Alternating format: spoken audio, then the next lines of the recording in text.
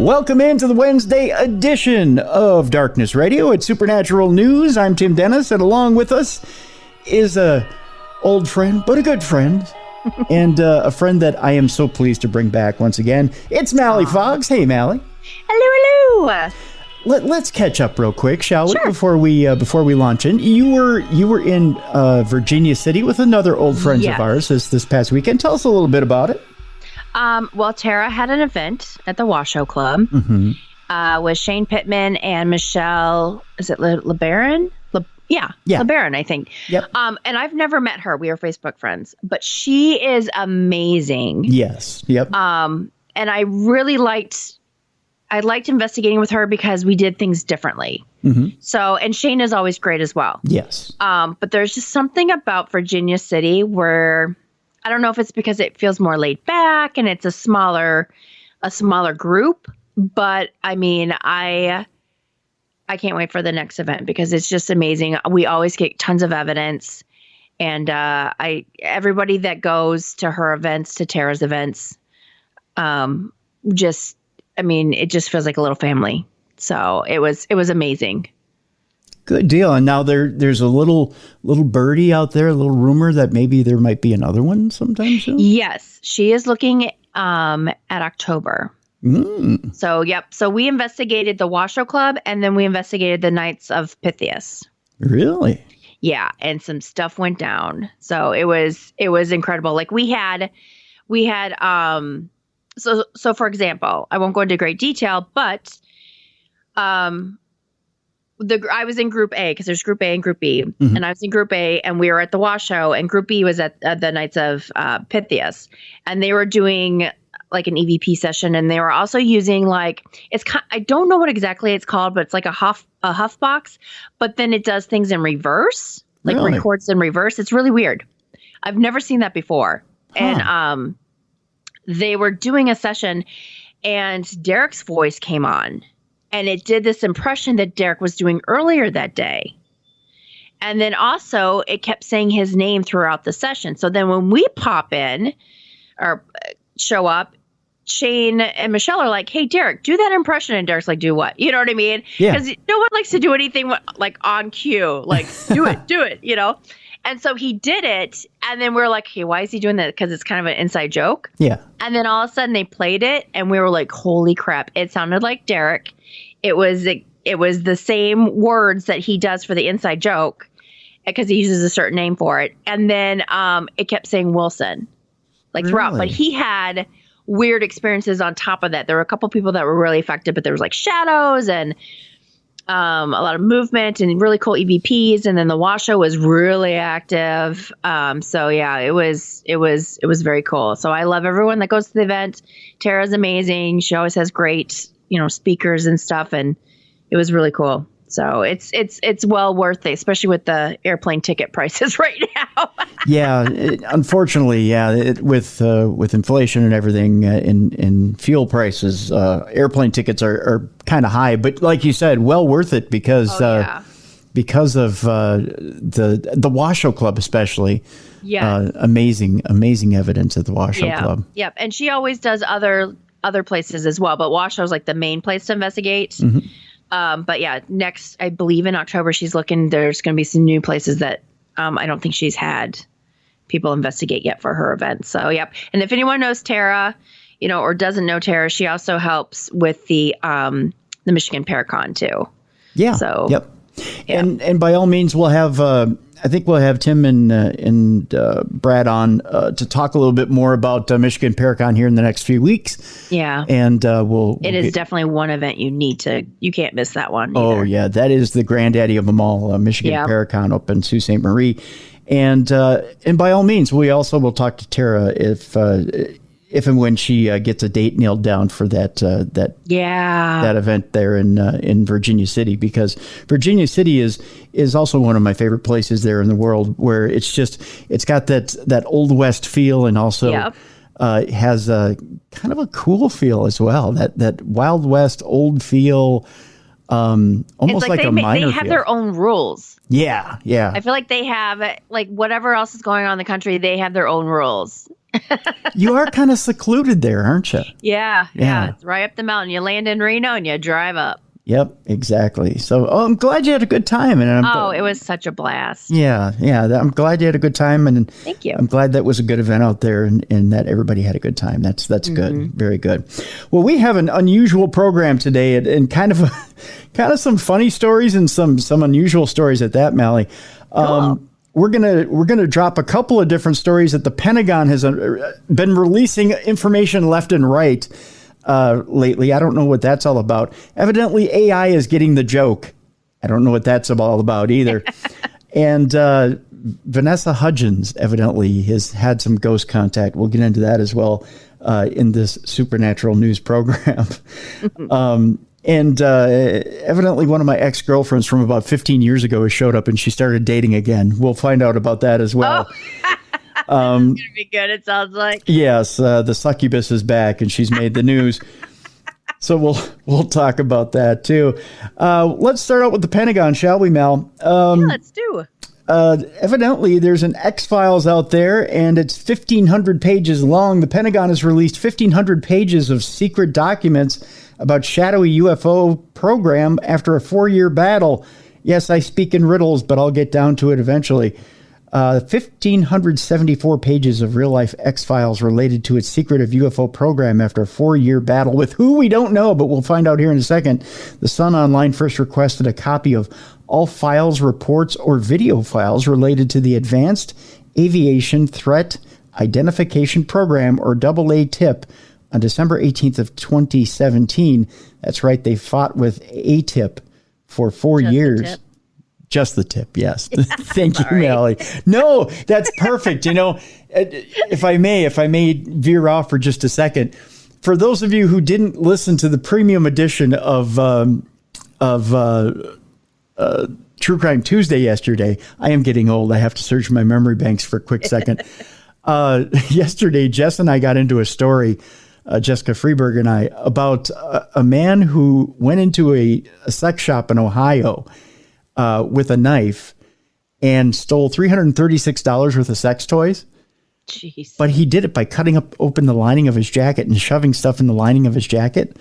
When they unloaded the stuff out of his jacket, he had 7 different toys. So we played a game as to the Price is Right. Okay. As to the value of each item that he had in his jacket. You may say, Tim, what does this have to do with the price of tea in China? Well, it turns out I'm not as up on things as I thought I was, because when you start to name the different things, I had no idea what half of them were. But Jess had more one-liners than I had. Oh, wow. I know, right? Yeah. And I thought I was a dirty dog in my old age. Right. But Jess came out with a bunch of one-liners and then said, well, good for her. I know, right? And then on top of it, she goes, well, the last time I was in a sex shop, I was there with my mom. And I went, what? Exactly. Was it for like a bachelorette party or something? Hopefully. She didn't say. Because that would be a little awkward. I mean, I was embarrassed to watch 40-Year-Old Virgin with my father sitting next to me. So that's just a good old-fashioned movie. I mean, yeah. I don't know.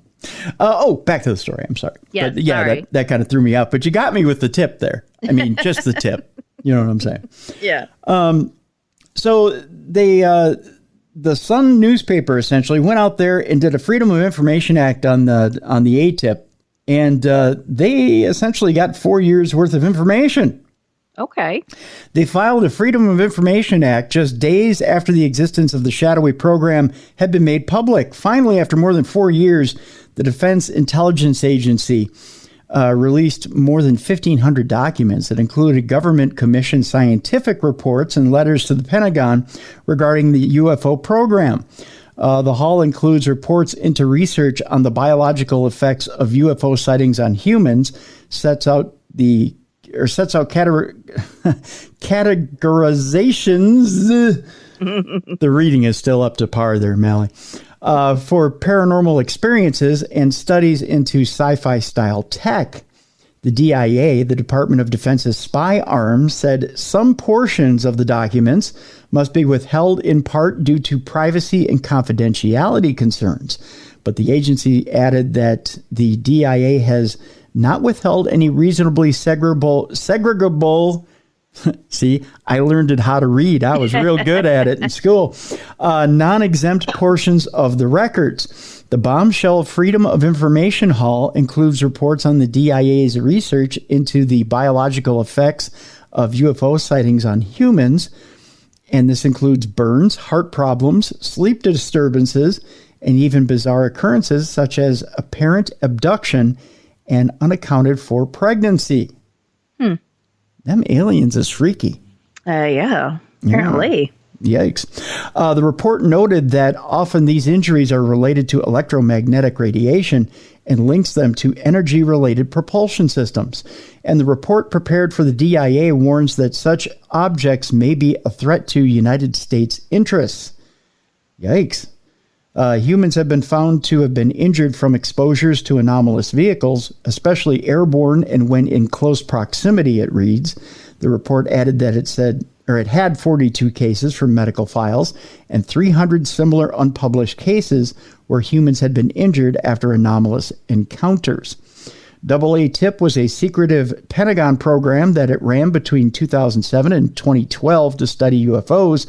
It was outed by former intelligence officials turned whistleblower Luis Elizondo, who headed up the program back in 2017. Bombshell videos of unexplained UFO sightings by U.S. military personnel investigated by AATIP were also first published at the time. The revelations on the program marked a step change, it says, in the way the U.S. talks about UFOs, now more commonly known as unidentified aerial phenomena, or UAPs, and the phenomena has stepped from the fringe into a serious national security concern discussed by lawmakers, defense officials, and even former Presidents Barack Obama and Bill Clinton. One fascinating document included in an acquisition threat support report sets out how to categorize anomalous behavior with encounters with ghosts, yetis, spirits, elves, and other mythical legendary entities classed as AN3. Seeing a UFO with aliens on board would be CE3. Interesting classification. Poltergeist, crop circles, spontaneous human combustion, alien abductions, and other paranormal events also are categorized. Studies into advanced technologies such as invisibility cloaks and mind-controlled robots are also included in the document cache. Other documents obtained include studies into communicating with alien civilizations and plans for deep space exploration and colonization. Wow.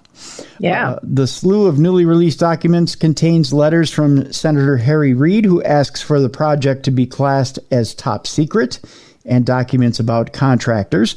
It shows how a contract was awarded to Bigelow Aerospace Advanced Space Studies, or BLAST, for $12 million.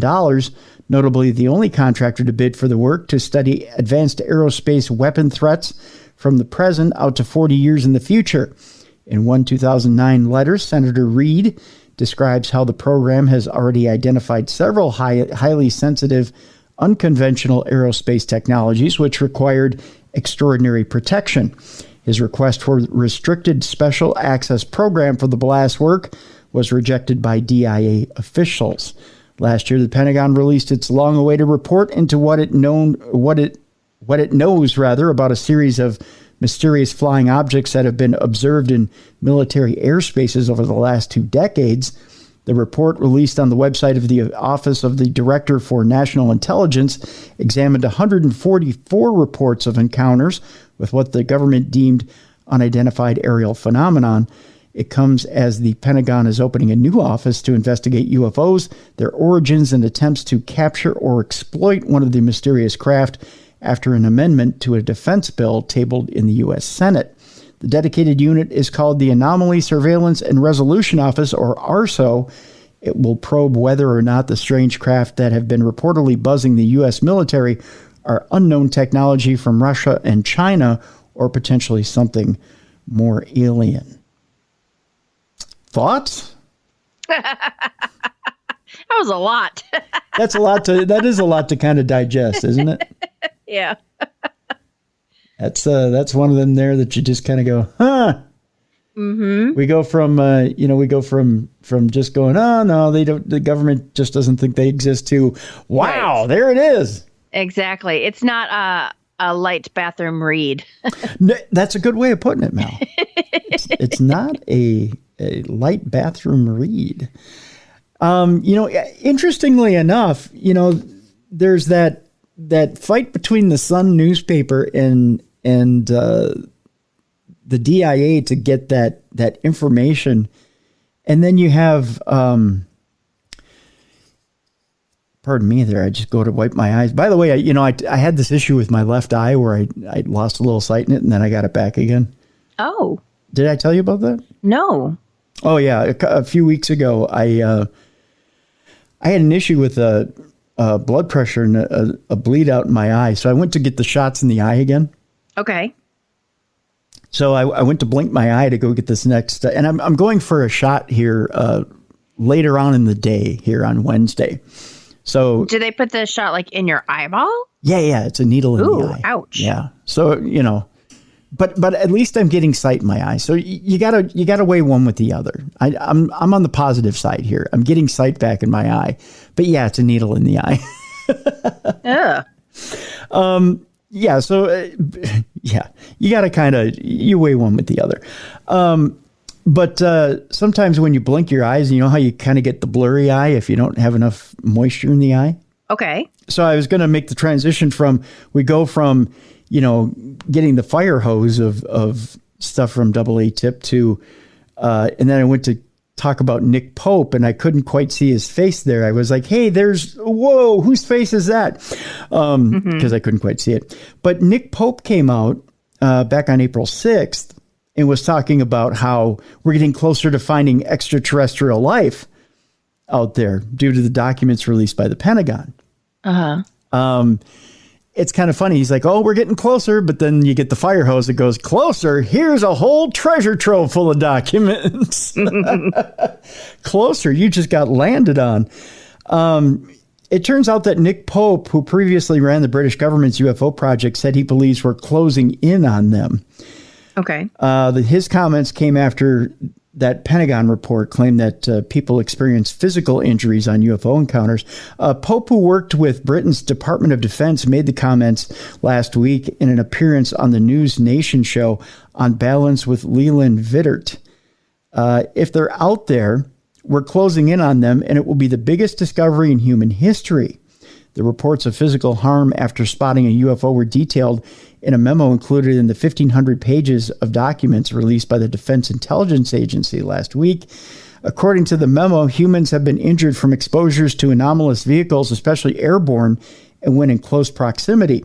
The details in the memo go beyond previous information released by the U.S. government, according to Pope.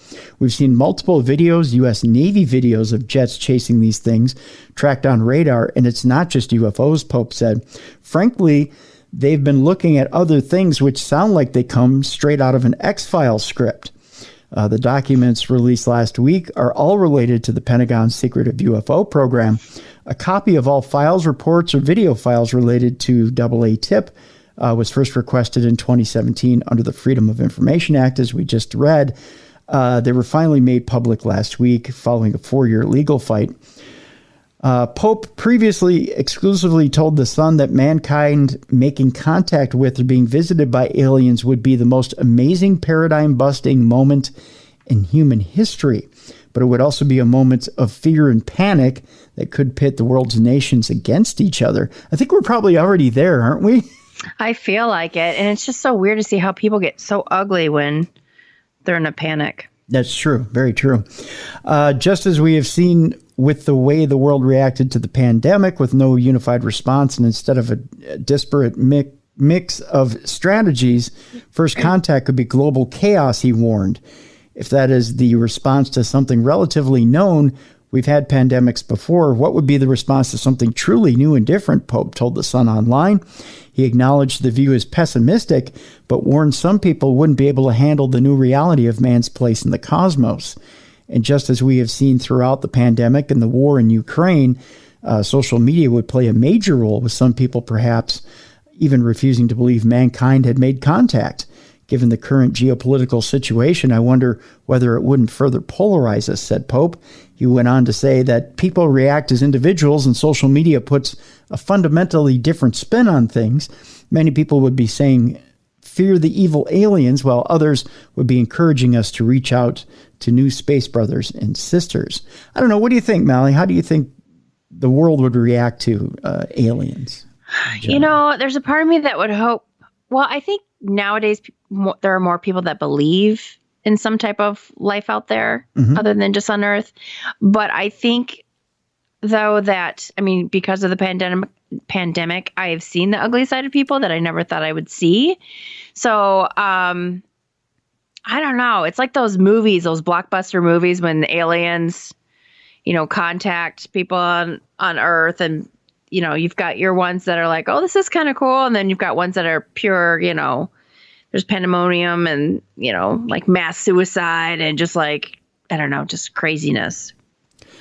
Yeah, I tend to want to believe in the brighter side of people and the good side of people, but you're right. There is some times where, I mean, you see people kind of bandying around and wanting to help Ukraine. Yes. In this time where it looks like things are grim. But then you also, like you said, there's times where people take sides and want to tear each other apart. And they fight over toilet paper, and they fight over, you know what I mean? It's just like, you just see the ugly, or the gas, where people are getting angry at each other for, you know, cutting in line. And I don't know. I would like to have faith in humanity, but unfortunately, I don't know. I think there's going to be a portion.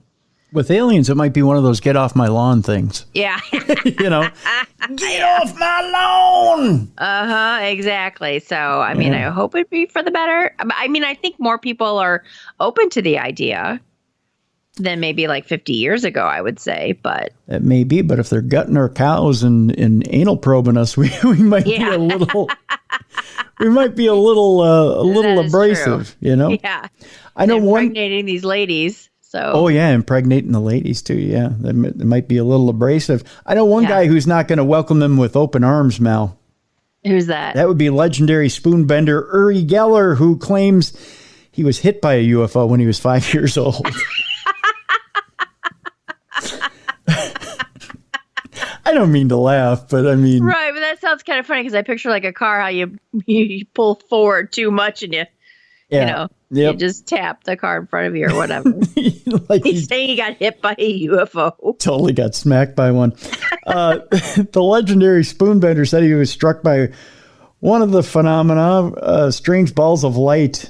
Some pilots have reported following their aircraft when he was a 5-year-old boy. Yuri claims he was hit by an alien Foo Fighter when he was a child, and no, it wasn't Dave Grohl. The legendary spoonbender said he was struck by one of the phenomena. I keep forgetting to hit, I believe it, is it this button? Is it? Phenomena. Yeah, that's it right there. There you go. Strange balls of light, some pilots have reported following their aircraft when he was a 5-year-old boy. He has believed in UFOs and aliens ever since. I would too if they smacked me in the maw. Yuri, who is now 75 years old, he's 75 already. Yeah, I was thinking he was older than that. Oh, I don't know. I feel like he's been around forever. Yeah. He revealed his close encounter on Instagram after a new report revealed mysterious balls of light chased a U.S. Navy warship last year. He says many pilots have also seen balls of light following their planes, he said. During World War II, they were nicknamed Foo Fighters. And when I was a 5-year-old, I also had an encounter with a bizarre ball of light, which was not only followed me, but also struck me. Probably because you're being a bad kid, Yuri. Exactly. Just saying, maybe you had it coming. Sometimes these sightings are explained away as ball lightning, but these lights appear to be very much under conscious control. Other people have reported similar experiences throughout history. So how long have they been watching us? Yuri went on to ask. Yuri said Beatle John Lennon told him strange insect-like creatures once visited him in his apartment and left behind a weird metal egg. What? The weed was good back then, Mallie. Apparently. It was really good. Well, Dr. David Jacobs, a professor at Temple University in Pennsylvania, claimed his research into UFOs had led him to conclude alien beings are not only visiting our planet, but are secretly living among us, Yuri added. The psychic reckons aliens will teach humans how to eradicate all disease, boosting the average lifespan to 220 years. I don't know if I want to live that long. A lot of people say that. Why? No, you know what? We need to drop everything right now. I need to know why. Why would you not want to live to 220 years? Because I make noise just getting off the couch. Well, or when I bend over and pick something up. My body is not in the best shape. Well, to do another 100 and something years of that. Pot calling kettle black here. I make noise just sitting here, but I don't know. I would like to live a long life, but I just think at 200 and something years old, enough is enough. But if you can eradicate all disease, if you can So heal, if I was healthy, like back in my 20s? Yeah. If you could go back to a 20-year-old body. I guess if everybody else around me is still living and stuff, because I don't know. I don't know. I guess that's a good question. If I'm healthy and nothing is, aching or. I would think if I could turn back time, and you could actually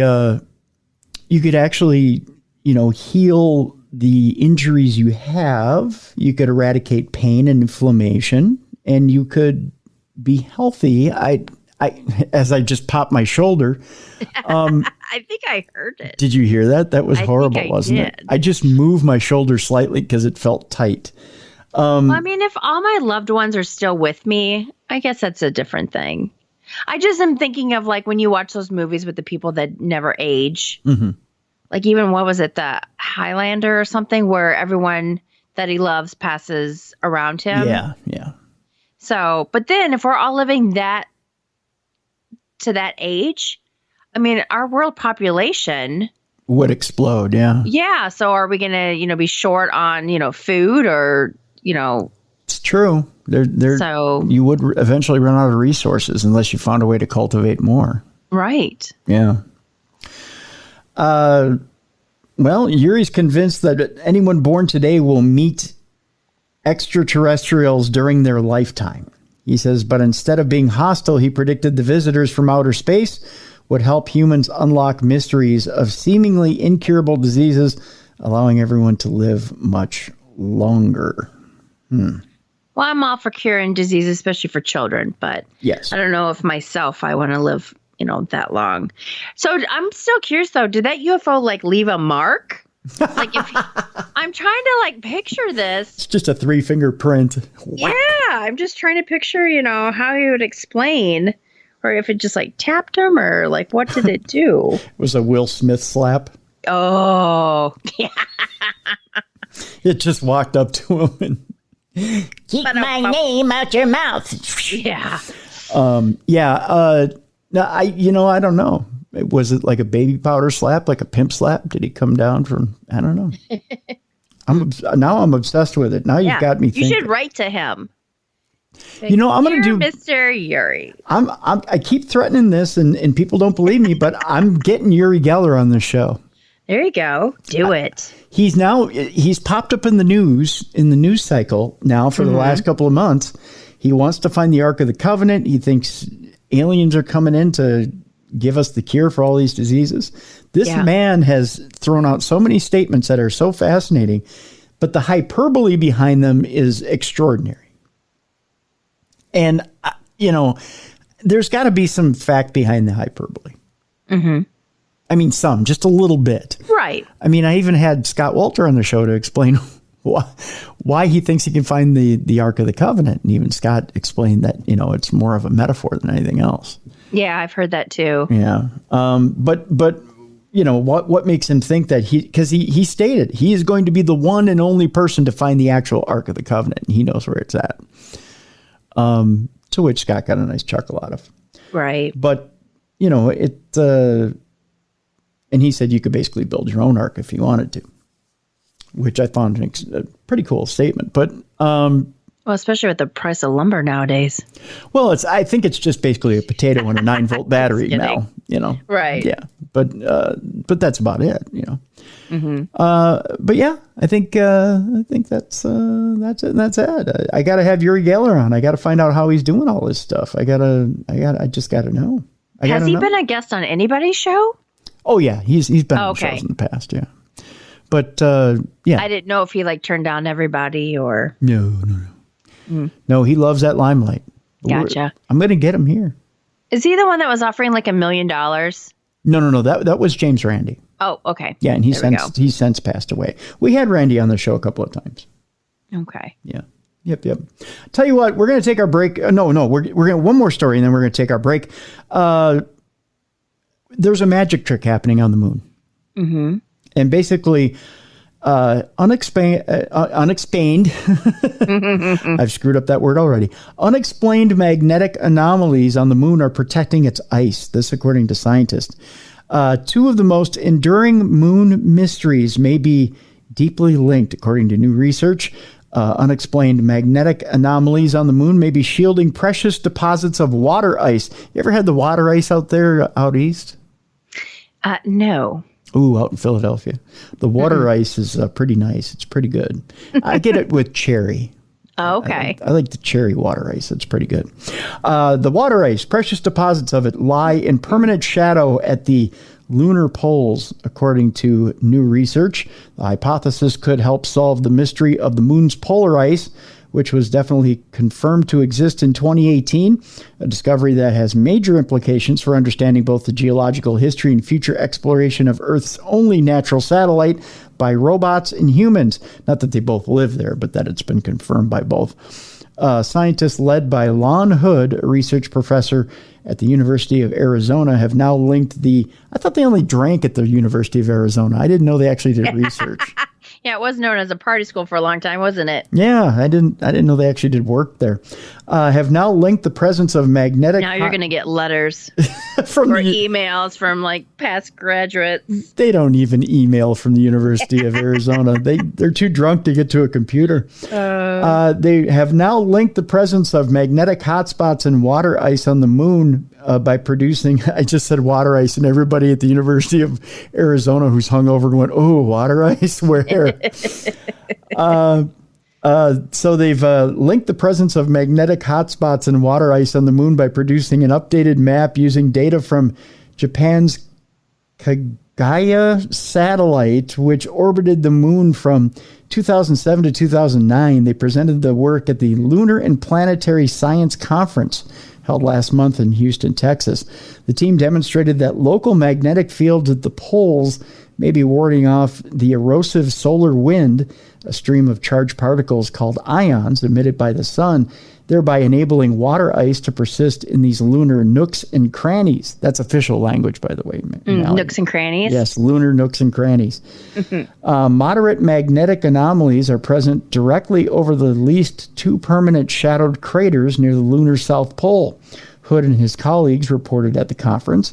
While these anomalies and lunar magnetic anomalies in general are too weak to shield future astronauts from biologically harmful cosmic radiation, they could assist in shielding these craters and any water ice therein from the solar wind ion bombardment. The moon's odd magnetic hotspots were first discovered by Apollo astronauts toward the tail end of the lunar landings. Despite this long-standing awareness of the anomalies, their origin continues to evade explanation. Some scientists have suggested that these areas were transformed by iron-rich meteorites, or perhaps one large asteroid that impacted the moon more than 4 billion years ago, producing molten regions that became permanently magnetized after they hardened. They could also be remnants of an overarching magnetic field that once enveloped the moon but has since weakened into regional hotspots. Likewise, the origin of the moon's water ice which may also date back billions of years, raises as many questions as answers. Though these deposits are located in craters that are shielded from direct sunlight, they should theoretically be within reach of the solar wind. With no atmosphere over global magnetic field to protect the ice from the wind's corrosive particles, it's unclear how they have survived even in eternal shade. Just some interesting facts about water ice on the moon. If you were an astronaut and you had to collect samples of the water ice and you brought it back, would you try drinking it? It's a good question. I don't know. What flavor are we putting in it? If you're putting, you have your little Mio bottle. You're squirting it in there. If we're putting grape in it, absolutely. Grape or cherry, I'm going for it. If we're going tropical flavors, I'm laying off. Okay. Yeah, I think so. We're going to take our break. When we come back, we're going to talk about Vanessa Hudgens. She says she can talk to ghosts. She sees and hears things. Not the first time I've heard that from anybody. I'm just saying. I don't know why that's a story, but it is. We'll talk about it when we come back. Also, the Pentagon's releasing stuff left and right. This time, they tried to make an invisible woman. Just saying, just like the Fantastic Four. I think Marvel Comics has a lawsuit on their hands. A Yeti head and Bigfoot prints are on display in a Bangor, Maine shop. We'll talk about that as well. And yes, my ex-girlfriend from 15 years ago is on the loose. Guys, line up. It's your turn next. We'll talk about it coming up on the second half of Supernatural News right here on a Supernatural News Wednesday on the best in paranormal podcasting. This is Darkness Radio.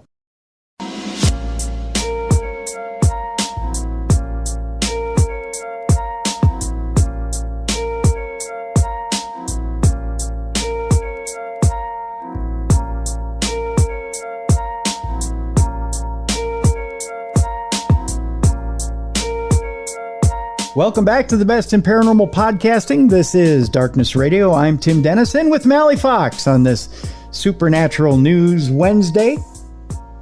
Mallie, yes, this doesn't seem unusual to us being in the paranormal field, but actress Vanessa Hudgens says she can talk to ghosts and she sees and hears things. Do you think she's got a new show coming out and this is publicity for it? I think maybe so, yeah. Vanessa Hudgens apparently can see dead people. And all of Hollywood is a titter about it. Not Twitter, but a titter.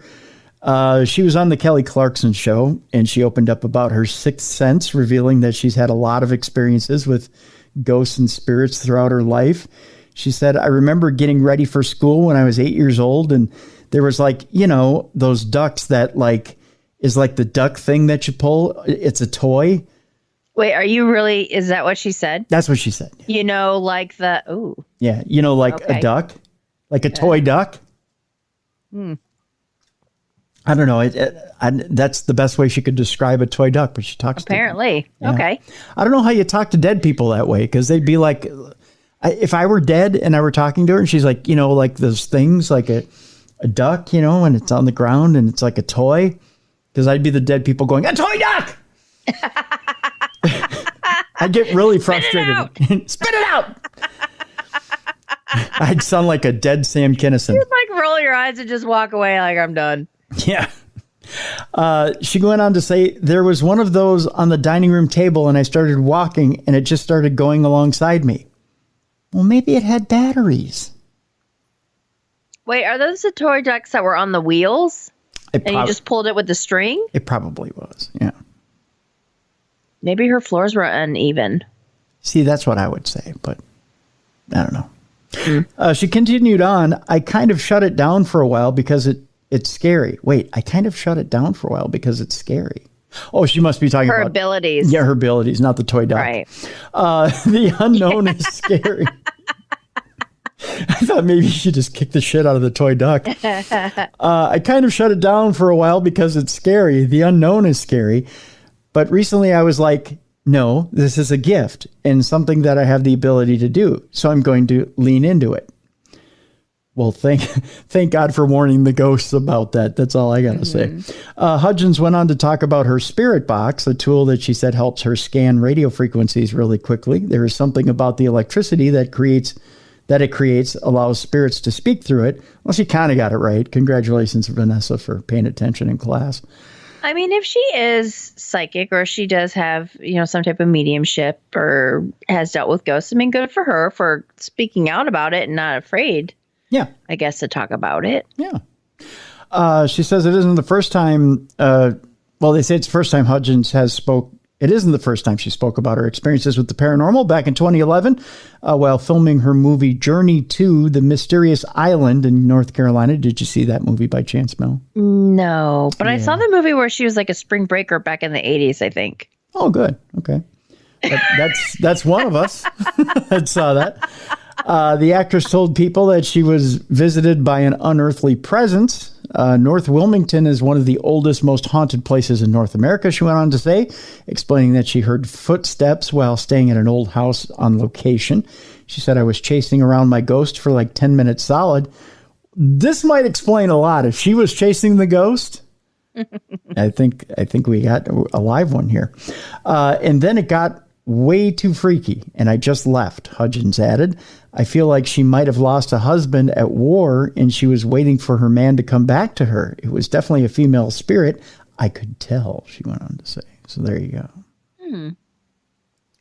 Wait a minute. Is this really true? What? There's a story underneath that says that Gilbert Gottfried died. What? Today? What's the date on this? Yeah, today. Oh, the Affleck guy? I mean, I know he's more. He's more the parrot from, Gilbert Gottfried died at 67. Wow, that's young. Oh. What a bummer. Yeah, I guess it's breaking news for us. It won't be by the time you hear this, but. Well, right. Well, here, I'm looking it up right now. Da-da-da! Yep. Oh, that's sad. He had a long illness, it says. That's sad. One of my favorite comedians. Have you ever heard his reading of 50 Shades of Grey? No, I have not. Oh, my gosh, Mallie, you got to look it up. For those of you in the audience who have never heard it before, look up Gilbert Gottfried reading 50 Shades of Grey. You will laugh so hard, you'll pee yourself. So when I looked up Gilbert Gottfried, the first thing that popped up was, does he actually talk like that? No, it's correct. It's not his natural speaking voice. It's not his natural speaking voice, but he was truly a brilliant comedian. He very funny guy. Oh, that's sad. That is sad. And that's very young, but yeah. he and his timing was impeccable. Just an impeccable guy. Well, rest in peace, Gilbert Gottfried. Yeah. Jeez. Oh. Jeez. I've never laughed so hard in my life as his reading of 50 Shades of Grey. Because it's just the timing. And the grating voice, the loud. Yeah. and he tends to read the more erotic parts of the book in that voice. And it's the funniest thing you've ever heard. I just just the thought of it is just too funny. Let's move on, shall we? We were talking earlier about wanting to live 200 years into the future. Part of that, Mallie, is looking good 200 years into the future. I mean, you talk about wanting to maintain your looks into the later years of your life. One of the other things that'll absolutely kill your looks, Mal, is space travel. Okay.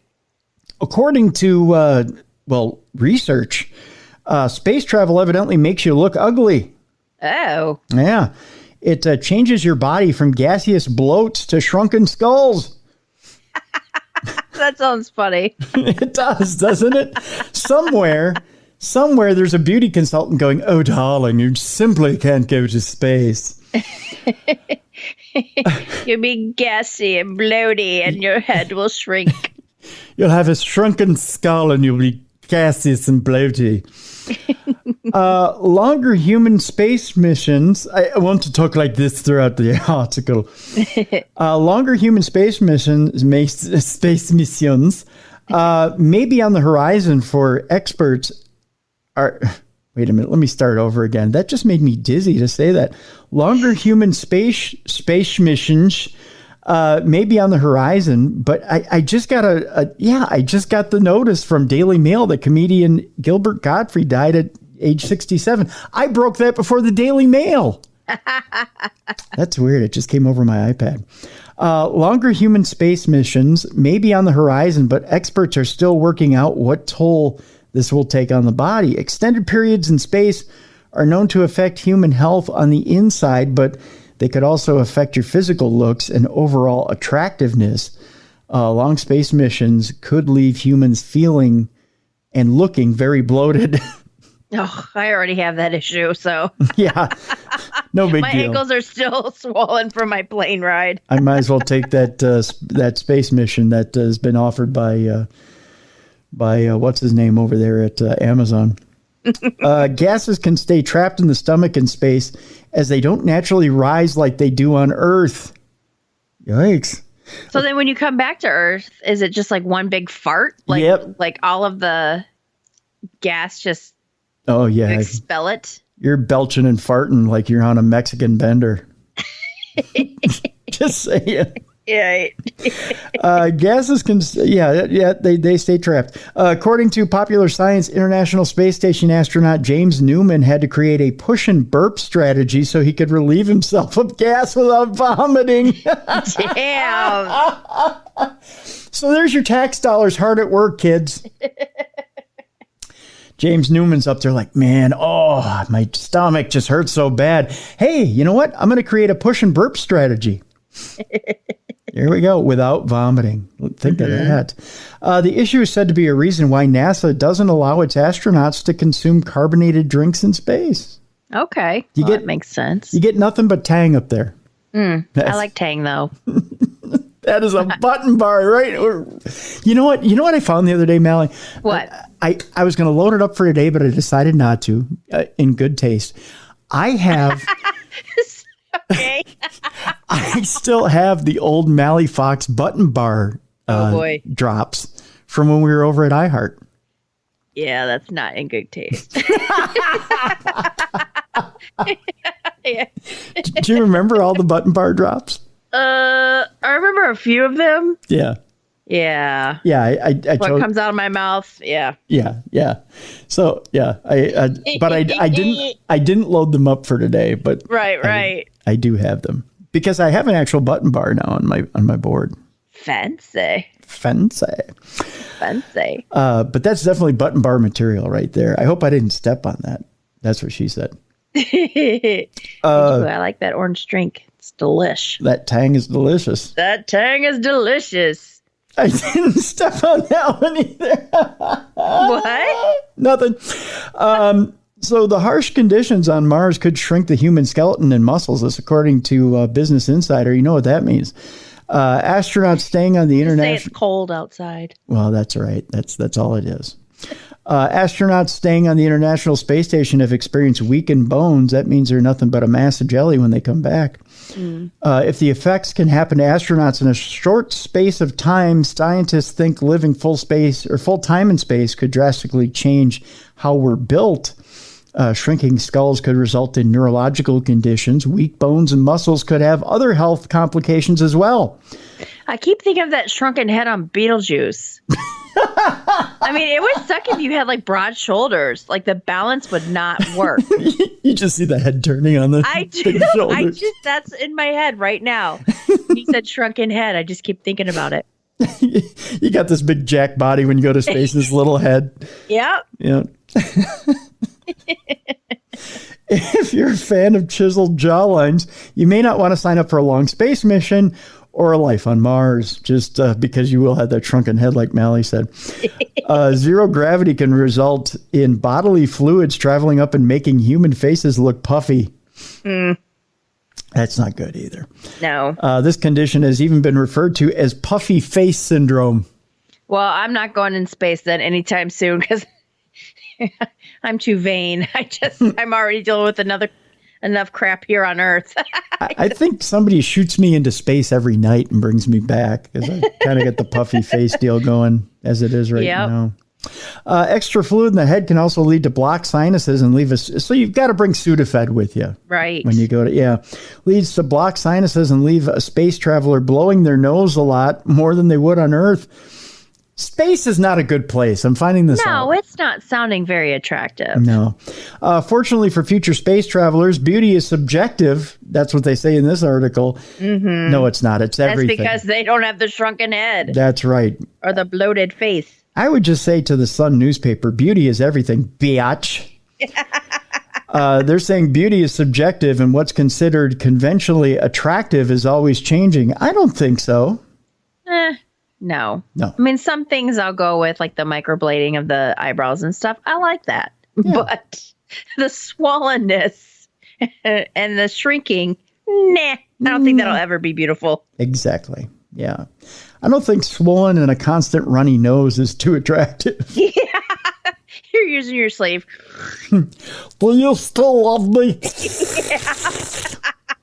Yeah, I don't think, no. No, that's okay. No, migraines. I already have problems with that. Yeah. I don't. Yeah, I'm just going to keep my feet here. Thank you. Yeah, that'll work. We move on. The Pentagon researched invisibility cloaks inspired by Marvel's Invisible Woman. This according to secret documents. I love this article for one reason. Okay. And that's because they used the picture of the Invisible Woman for Jessica Alba from... oh, gotcha. Yeah, Jessica. So you got some eye candy there. Jessica Alba. I don't care what anybody says. I still find her massively attractive. Yeah, I do. So you have a type. I do have a type, yeah. Mm-hmm. Anyways, the article. Awkward. Yeah, sorry. The Pentagon commissioned research into invisibility cloaks inspired by Fantastic Four character The Invisible Woman. This according to a secret Pentagon document. The Real Life X-Files report, which we've gone over and over again, did have one little tidbit in it, and that included invisibility cloaks.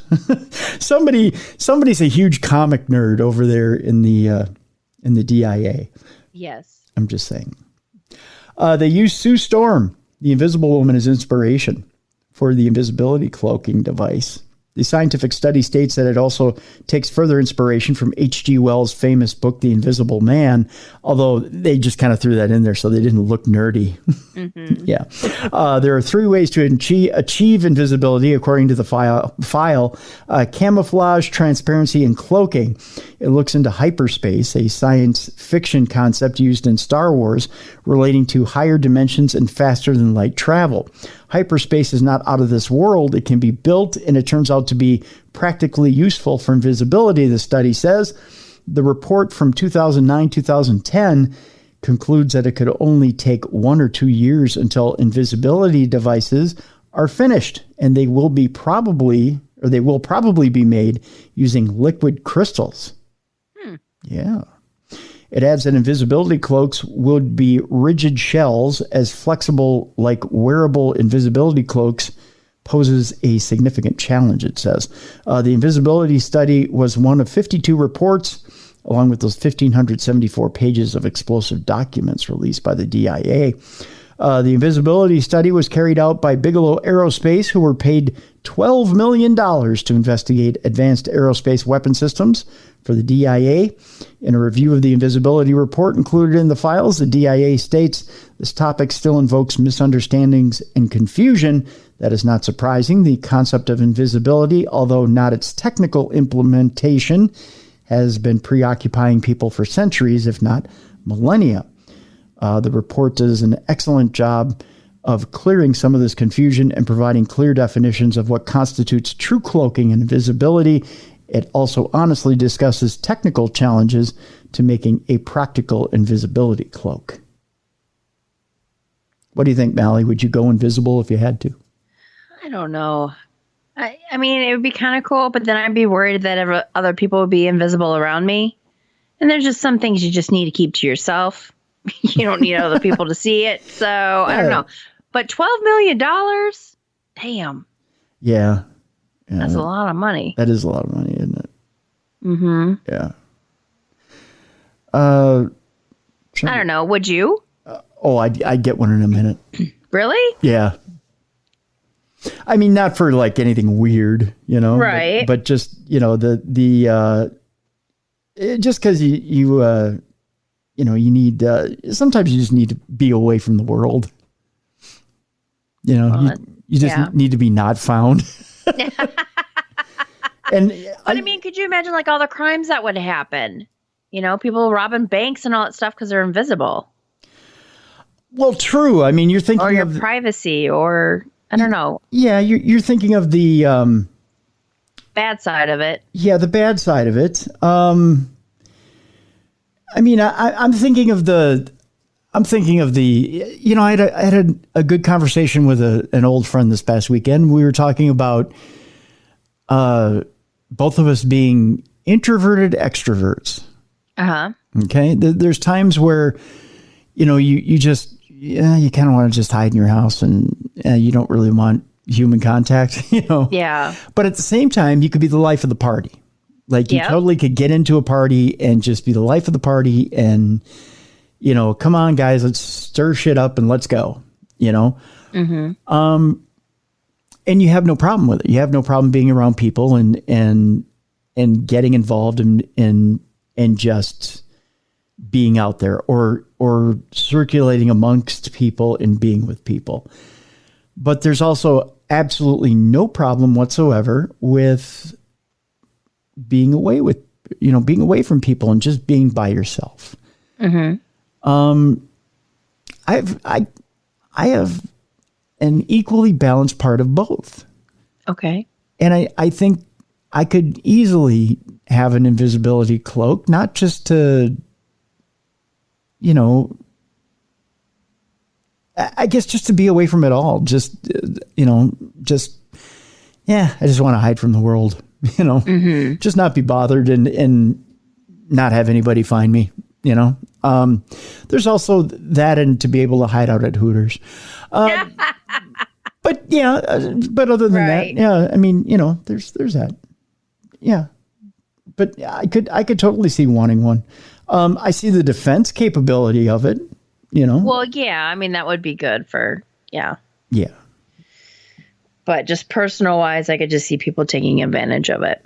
Oh, most definitely. Most definitely. I mean, there's evil to all technologies and people who can, absolutely find a way to corrupt all technology, no matter what it is. Mm-hmm. Absolutely. I'm trying to get to the story here about the Yeti head, but evidently the Bangor Daily News wants you to pay $16.99 for the first 13 weeks. We'll pass. Yeah, we'll pass on the Yeti head. Basically, they were just, to give you the long and short of it, there's a Bangor store that is featuring a Yeti head and its prints, and they're pretty proud of it. So that's essentially the story behind it. Gotcha. It's a nice little deal, and it was just telling you how you could go to Bangor, Maine, and check out the store. I was gonna give them the free pub.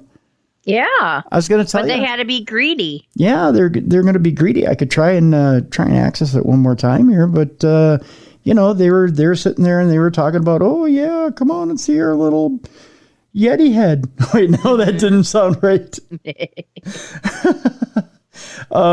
But yeah, they're like, come see our little Yeti head. It's kind of cool. It goes when you come by it. But yeah, no, they're like, oh yeah, this is kind of cool. Check it out. It's a little Yeti head. Let's see if I can come up with it again here. Yeti head Bigfoot prints will be on display at a new Bangor shop. Nope. You know what? Nope. It just cut me off again. Forget it. Dang nabbit. I tried to give them the free pub, but yep, no. You tried. I tried. But they said nay, so we'll move on. Here's what we will move on to. Here's what it is. We were talking about life and death before. Let's talk about the afterlife. Yes. Okay. Near-death experiences aren't hallucinations. This according to scientists. So we can kind of put our mind at ease. Okay, the end. I love that. The end. That's it. We move on. No. What happens when we die That's the question. It's a question people have been asking throughout time, and the answer is still a mystery. Now a review of research exploring what people experience when they're close to death leads scientists to one important conclusion. Near-death experiences are a real thing, even if we can't explain them. Countless people have claimed that their life flashed before their eyes, or that they actually left their body and traveled somewhere else while close to death. Critics have called these experiences hallucinations or illusions, but researchers from NYU Grossman School of Medicine say something else is actually happening. The team of scientists across several medical disciplines, including neurosciences, critical care, psychiatry, psychology, social sciences, and humanities, have come up with a number of scientific conclusions after reviewing unexplained lucid episodes, which involve a heightened state of consciousness. The main finding is that these events don't have much in common with the experiences someone has if they're hallucinating or using a psychedelic drug. Instead, people who have a near-death experience typically report 5 different events taking place: a separation from their body with a heightened vast sense of consciousness and recognition that they're dying. They travel to a different location.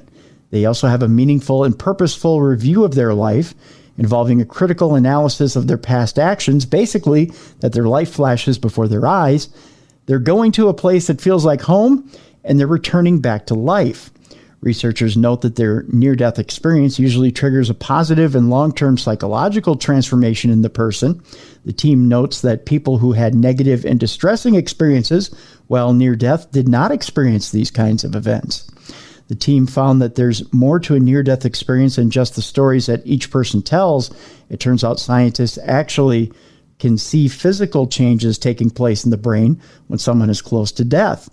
Researchers found the presence of gamma activity and electrical spikes when people are technically dying.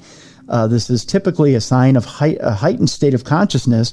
When scientists measure it using an EEG, the findings further back up the claims from people who say they left their body while dying. Study authors note that advances in medicine over the last century have brought back countless people from the doorstep of death. For many of these patients, they come back with stories of unexplainable events, which until now have not been studied in detail. Cardiac arrest is not a heart attack, but represents the final stage of disease or event that causes a person to die, said lead author Sam Parnia in a media release. The advent of cardiopulmonary resuscitation, or CPR, showed us that death is not an absolute state, but rather it's a process that could potentially be reversed in some people even after it has started.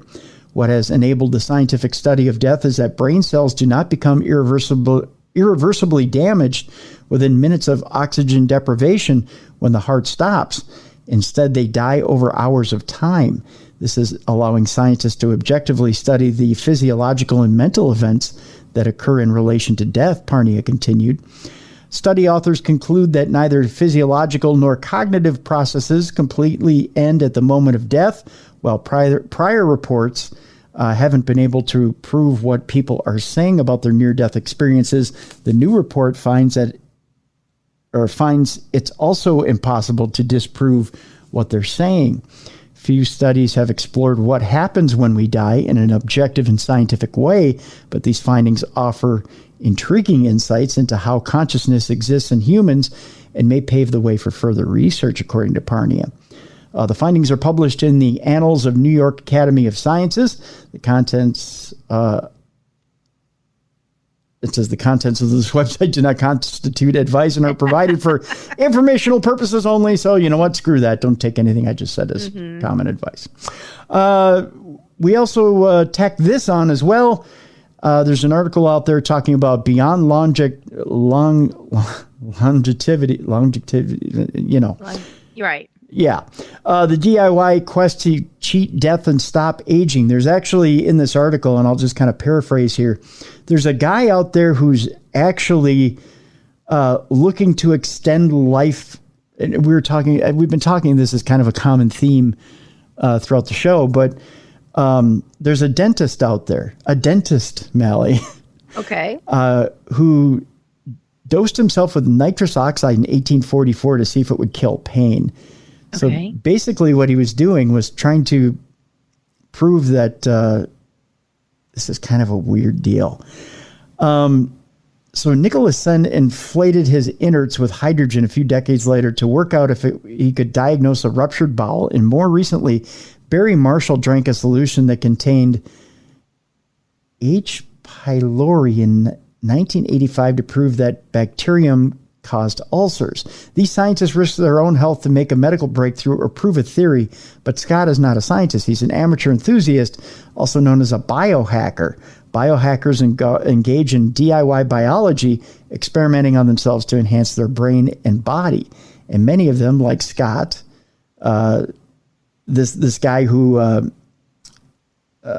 is basically looking to see, he's a biohacker looking to see if he can basically elongate his lifespan. Okay. Mm-hmm. He's looking to see basically if he can expand his lifespan or stop the aging process. Okay. So he's 79 years old. And the CDC has said basically our lifespans are at 77 years old. Ken Scott is his name. He plans to live until he's 500. Okay. At 79, he's already outlived the CDC's official life expectancy by 2 years.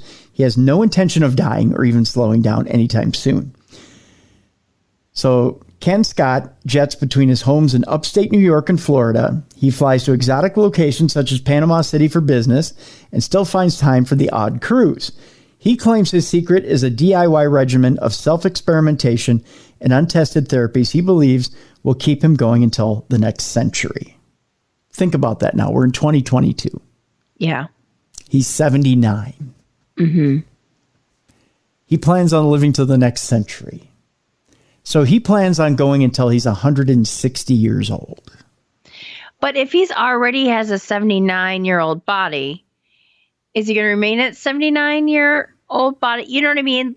Like I would, if I'm going to try and live for a very long time, let's start the process when I'm like in my 20s or my 30s, not when I'm in my 70s.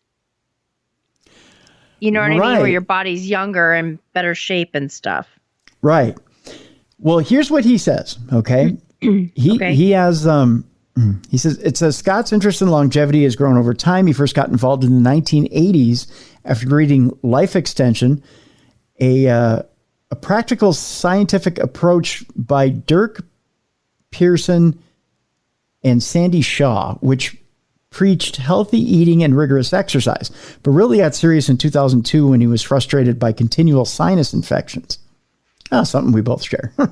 I remembered something my grandmother told me when I was 10 or 12. She told me, "You are what you eat." I said to myself, I need to stop eating. This eating is poisoning me. Then I'm a big old cheese puff. Scott didn't eat for 5 days, and by the 4th, his sinuses were cleared. He realized he had a gluten problem and apparently never suffered from sinus issues again. From there, Scott's experiments got gradually more extreme, from adopting a vegan, sugar-free, processed food-free diet to regular intermittent fasting. In the past 2 years, he started taking untested and unregulated interventions like amniotic fluid injections. Yeah, I know, right?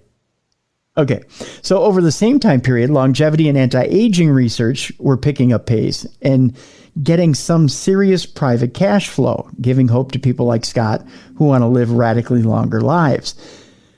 This has happened before. Biohacker Reason, another guy they're talking about, describes a wave of enthusiasm for life extension, which began in the 1970s. But those involved ended up building an industry delivering nothing except hope and fraud. So they talk about that for a little while.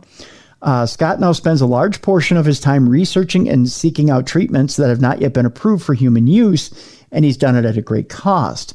Now, every 3 months, Scott injects himself with 1 cc of amniotic exomes. Oh, my gosh. I don't think I'd be telling people what I'm doing. No, I know. A type of extracellular vesicle containing protein, DNA, and RNA of the cells that excrete them. In this case, extracted from the fluid which surrounds and nourishes fetuses as they grow in the womb. Good God. Yeah, right. He also, you just heard my shoulder pop again. He also takes dasatinib, a drug approved to treat certain types of cancer, believing it will help kill damaging senescent cells in his body.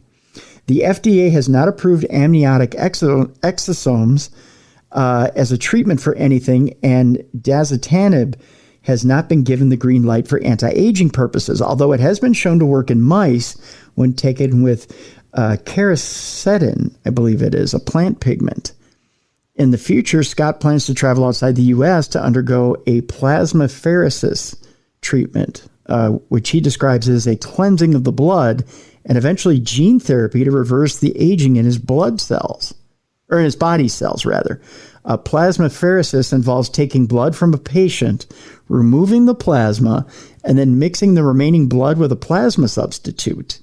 It's used as a cancer treatment, particularly in some forms of blood cancer. But Scott believes it also has regenerative potential for the elderly. The treatments are not cheap. Amniotic fluid injections cost around $2,000 a pop.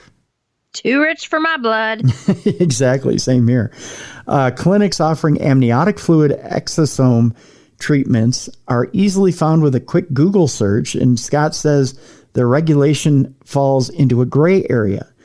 Dasatinib is similarly difficult to obtain and costs hundreds of dollars. Scott gets his online and is shipped from abroad, although he isn't sure exactly where from in the world. And that's a little sketchy.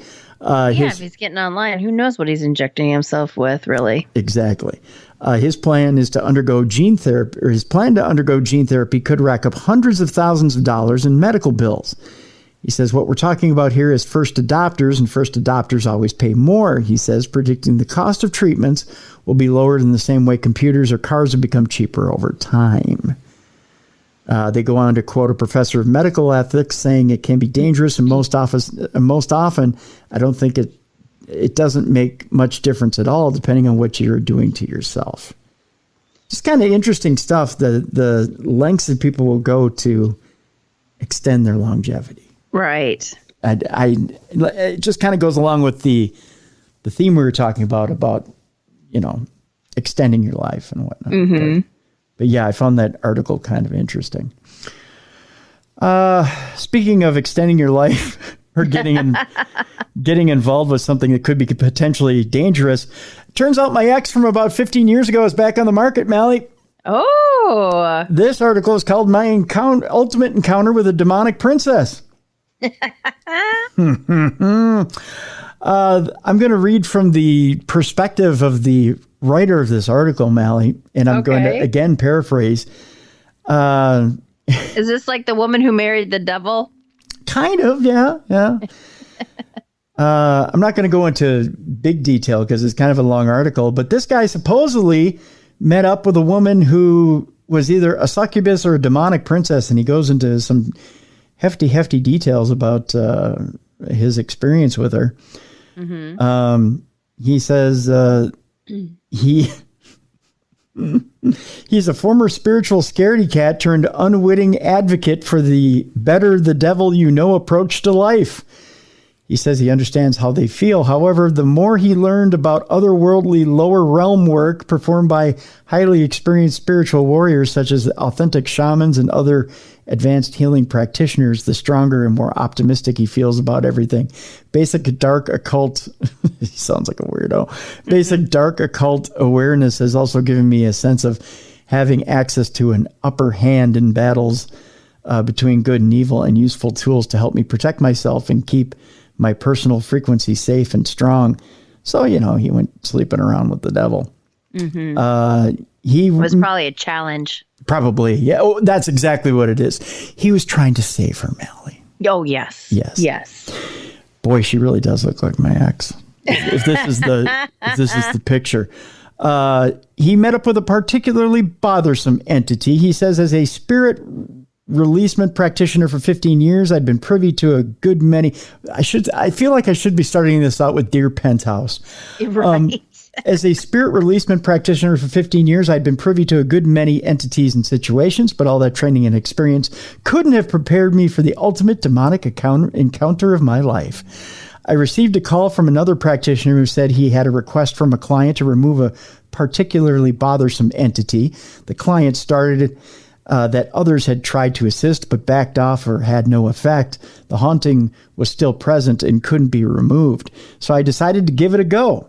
Other practitioners and mediums reported that the entity was a female, older and really stubborn. They also said she might be a witch. It is your ex-girlfriend. Yeah, it is, isn't it? They also said she might be a witch that passed over because she had a small dog as a familiar. So far, we're right on track. Yep. I gleaned as much information from them as possible before taking a closer look. Now she has a couple of cats, I believe. Taking a closer look, stumped as to why no one would remove the female entity along with her little Toto, he goes on to say. I accessed the client's apartment building, apartment building via remote viewing to see if I could find out what was going on. And yep, there she was. Some had seen her as a beautiful woman, highly seductive and persuasive. That's how I first saw her. While others saw her as an old woman. She took on that entity too. When I first viewed her, she used both disguises on me. She did that with me too. But then I looked further and saw the shapeshifter for what she was, a succubus, half human and half demon. Amen, brother. The practitioners were right. She was not budging. She had firmly planted herself in that spot and was not giving up. Boy, this sounds familiar. Are you having a little, what is it? PTSD? A little PTSD going on here. I had no idea at the time that the client was involved in the military and being stalked. He had also had ties to the music and porn industry. Well, I have no ties to the porn industry, but that's only wishful thinking. And I didn't know that the succubi are drawn to these type of personalities, or that the victims are also highly mind controlled and abused from an early age. My God, it's like we're living the same life. This is often what attracts the attention of these kinds of energy.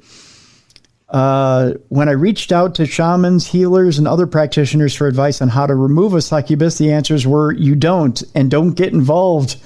Boy, I wish I would have learned that lesson. Mm-hmm. You and me both. I didn't have a succubus, but damn. It sounds familiar, doesn't it? Yeah.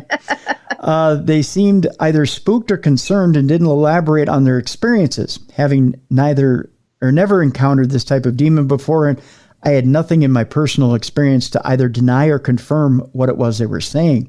I remote viewed again and confronted the succubus in the astral. We talked and that sounded funny. Actually, I think she wanted me in the astral a few times, but I refused. Oh, sorry. That's all right. You went the same place I did. Yep. I was there first. I was gonna let it ride, but you took it head on, so to speak. Yep. She said we talked, or he said we talked, and I thought we had come to an agreement. She would leave and not return. I told her that we would battle, and should she choose to renege on our agreement. But a short while later, she returned. That's always how it is. Mm-hmm. Ordinarily, the client tells me the entity is back, and then I proceed to go in with guides and forcibly remove them without much trouble. This was totally different. My normal response is to maintain equilibrium and complete awareness as to my actions in the astral. You do want to be aware when you're in the astral, by the way. Yes. You don't want to break them off proper and pull out quickly. God. Just saying. But what happened next was a first, and the only time that I sensed she was there again without being alerted by the client. I went directly to the building in the astral. With a strong sense of the client being in abject danger. The client had already survived an attempt on their life by poisoning, and I felt the absolute need to protect and act quickly to the client, or act quickly or the client might end up dead, or worse, the client risked losing all control and becoming the walking dead, like the elites, soul gone, sucked out, and tortured, or used to feed others. Well, that's kind of scary. Yeah. My sense of danger heightened as I entered the building, and then something absolutely incredible happened without me influencing the events. I went into full-on warrior shaman mode and was thrust out of my body and into the position of an observer, watching my now fully armored astral body going through the apartment in hunting mode. I went straight through the apartment to the bedroom, and there she was. She spotted me and hunkered down into a stalking mode with one hand on the floor. Boy, this does sound a lot like the old ex. If she's listening to this, she's going to send you a message. Boy, she is. She ever. Yep. She might be like, remember old times? Mm-hmm. She looked at me with an incredible hate and hissed. This is kind of how it did start out, actually. My last words to her were, "You were warned," and she was dealt with.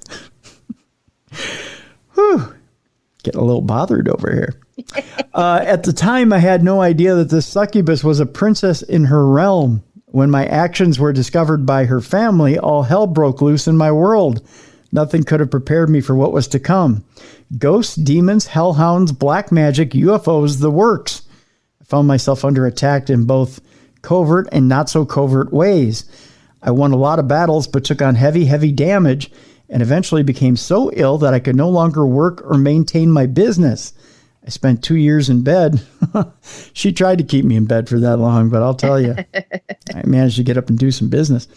Almost dying twice, he goes on to say. I was brought back to life by unseen helpers, my guides, he goes on to say. At the time, I was not grateful to them for their assistance. Why not? In fact, I was angry and thought, how dare you bring me back to endure more of this hell? Who would believe all these things were happening because I unwittingly eliminated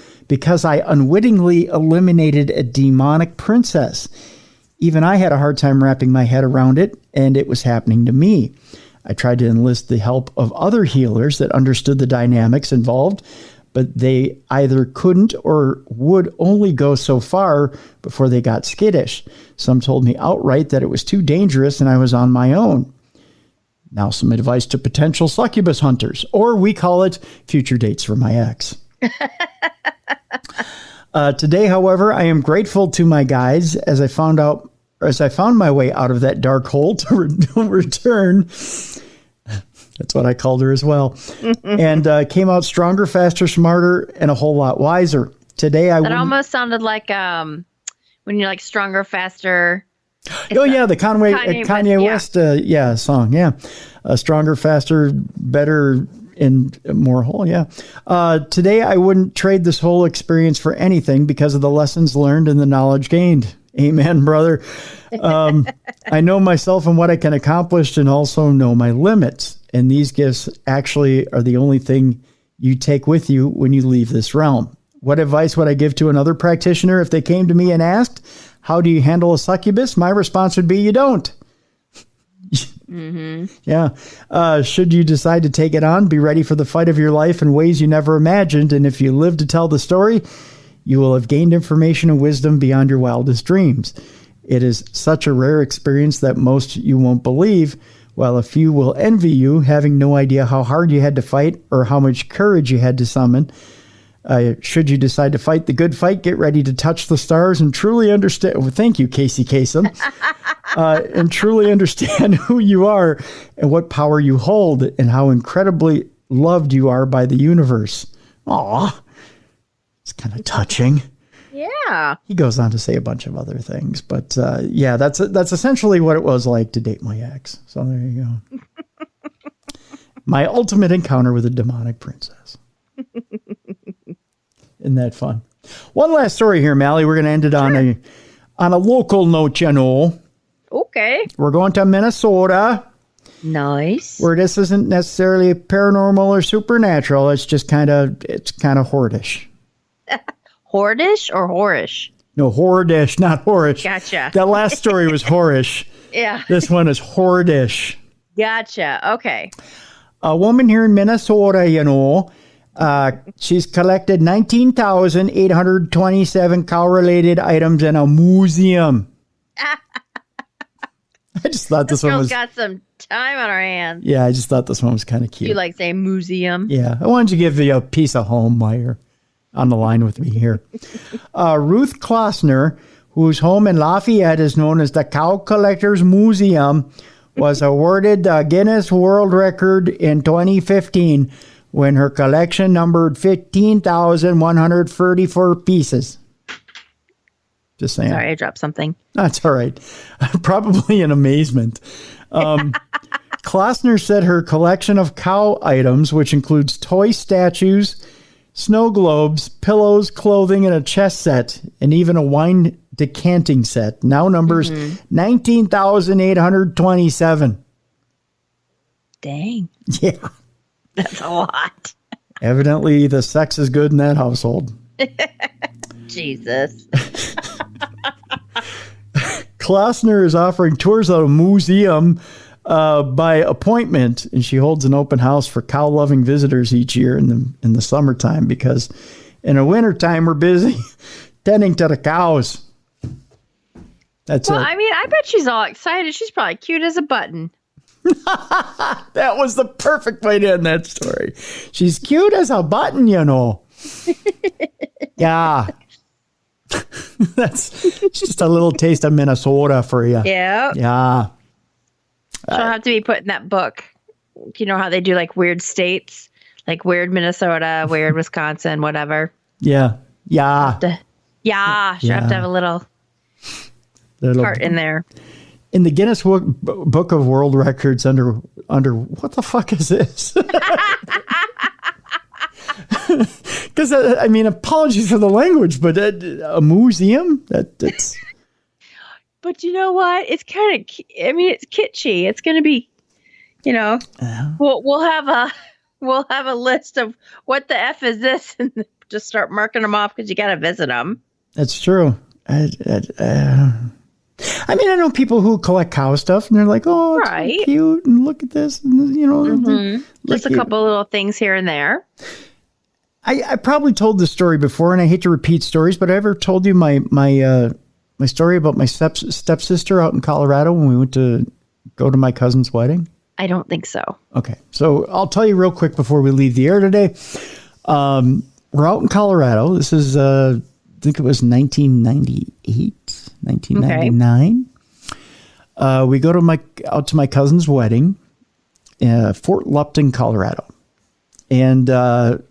And so they were living on a plot of land. They had 2 trailers on a plot of land, not unusual for that area of Colorado. And they had a neighbor who was a couple few acres over. That's very Minnesota of me. Few acres over there, you know. And their cows would get out on a regular basis and come over to their area of land. Okay. And PJ is from the Bronx, Harlem, from that area, and she'd never seen a cow. Just never seen a cow, you know. Right, like in person. Yeah, grew up in the city, didn't know a cow from anything. So she was outside playing, and you know, at the time she's just 8, 9, 10 years old, somewhere in there. And my cousin Davey and I are inside, and we're talking about something, and PJ yells out from outside, "Hey, Timmy, come see the cow." And I'm like, okay. And she goes, "The cow's got me by the pant leg. Will you come out here?" I'm like, okay, it's kind of weird, but sure. So we come outside, and she goes, "That's so cute. Look at this cow." And she goes, "But it's got me by the pant leg. It won't let me go." Well, Davey and I step outside. Davey and I being at that time, you know, 28, 29 years old, 30. We look, and this cow has horns. Oh. It was a bull. We were like, holy shit. Now, see, I am not a country boy by any means. I see this bull and my eyes get big as saucers. Davey has experience with this bull. Okay. Okay, because it gets out on a regular basis. The bull knows Davey. Davey knows the bull. Davey goes up, slaps it on the ass, and goes, "Get out of here. Go back home." I would never slap a bull on the ass. You don't have enough money in this world for me to go up and slap a bull on the ass and tell it to go home. Right. But the bull lets go of PJ's pant leg, which it was just playing. It was a baby bull. It wasn't a full-grown bull. It just had little horns. Mm-hmm. But she doesn't know the difference between a cow and a bull. No, has no idea. Had no idea she was endangered. The bull had no bad intentions whatsoever.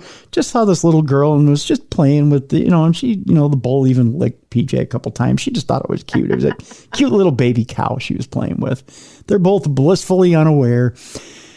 Me, I come out and I crap my drawers. There's a bull playing with my sister. Yeah.